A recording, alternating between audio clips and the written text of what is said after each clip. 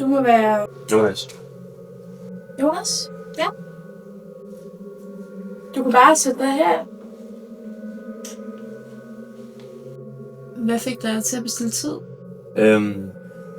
Jeg kan ikke sove, og så mister jeg tålmodigheden tit. Mister tålmodigheden hvordan? Det er som om, der er noget i mig, der vil have, folk skal stoppe med at forstyrre mig. Stoppe med at stå i vejen. Hvad gør du så, når du får den følelse? Jeg går ture rundt omkring. Hvor rundt omkring? I skoven. Hvad gør skoven så for dig? Der er meget stille derude. Og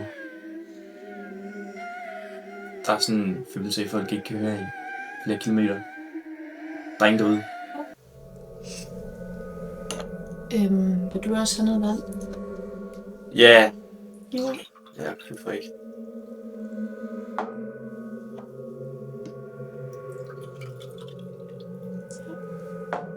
Jeg skulle næsten tro, en psykolog vil have en glaskande. Ja. Jeg har altså ikke mere tid nu, men jeg tænker, at vi finder en ny dag, hvor vi kan snakke sammen. Ja, næste uge eller hvad? Ja.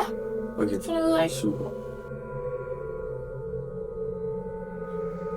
Tak for sidst. Jeg er glad for, at du gad at komme igen.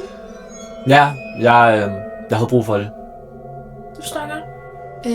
Sidst der sagde du, at du gik ture i skoven, når du blev presset. Hvad er det, der presser dig? Kvinder.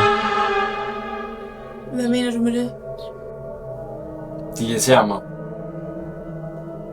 De spørger så mange spørgsmål, uden at forstå noget. Ligesom dig. Men husk, jeg er her for at hjælpe dig med at forstå dine følelser. Ikke for at dømme Det siger jeg altid. Hvem er I? Folk, der tror, de kan forstå mig. Vi ses i næste uge. Ja, vi ses. En sidste ting. Du har noget rødt halsterklæde på.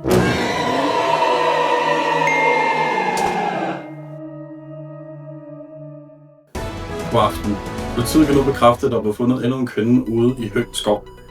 Politiet undersøger sagen nærmere, men kan endnu ikke komme med flere detaljer.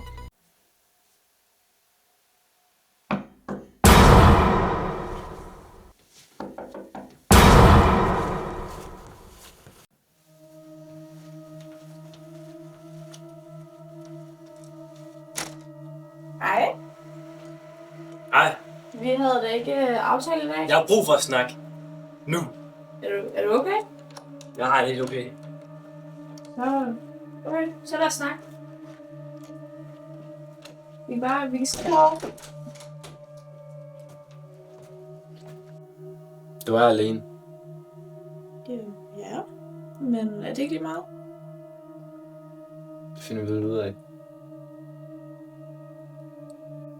Jeg vil godt tale med dig om noget, du sagde sidst, du var her. Det med tørklædet. Ja. Hvordan ved du noget om, hvad hun har på? Det har de ikke sagt noget om i nyhederne. Mine forældre har altid haft ønsket sig en pige. Da de simpelthen fik en pige, så havde hun et hav af sygdomme, der førte til en død. Men ønsker om at have en pige varet, og hjælpe med at få mig, en dreng. De klædte mig ud i pige, så forestil dig det lige. Da jeg var 6 år gammel, så døde de så, mine forældre.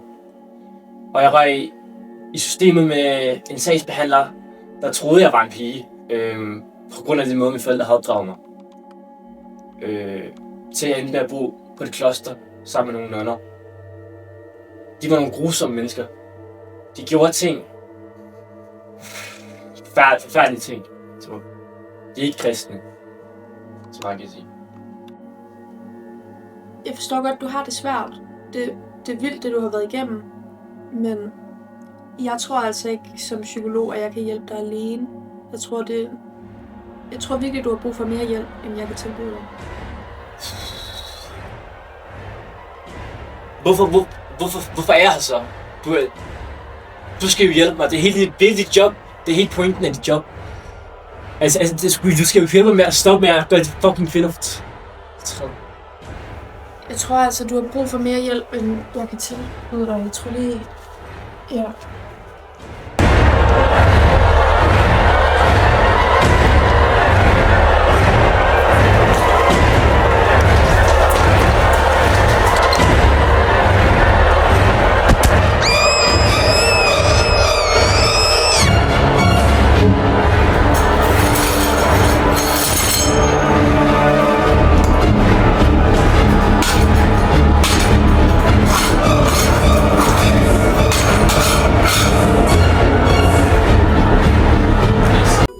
God aften. En ung kvindelig psykolog er blevet fundet dræbt i sit eget hjem. Vi har spurgt politiet om eventuelle kommentarer til sagen, men de har ikke yderligere kommentarer.